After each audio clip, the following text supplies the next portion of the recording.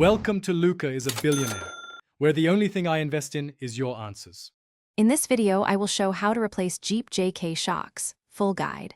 Begin by parking on level ground, engage the parking brake, and chalk wheels. Lift the Jeep with a hydraulic jack and place sturdy jack stands under the frame. Remove the wheel to access the shock mounting points. Keep hardware organized and label bolts to avoid confusion later.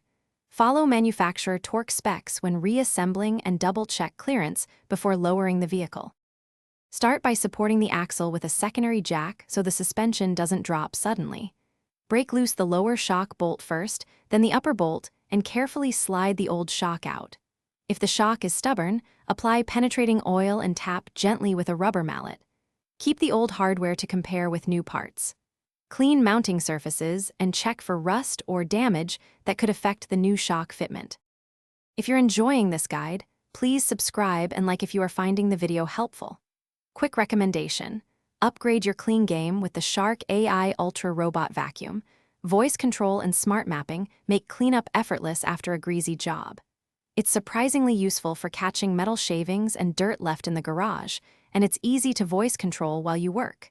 Check the description for the link and other deals. Now let's get back to the video. Position the new shock in the mount and start the upper bolt by hand to hold it in place. Compress the suspension slightly with the jack to align the lower eyelet, insert the lower bolt, and snug both bolts. Use a torque wrench to tighten to factory specifications and avoid over-torquing. Reinstall the wheel, lower the Jeep, and perform a short test drive to listen for noises and recheck bolt torque after the first few miles. Thanks for watching and please subscribe. It's the best investment you'll ever make.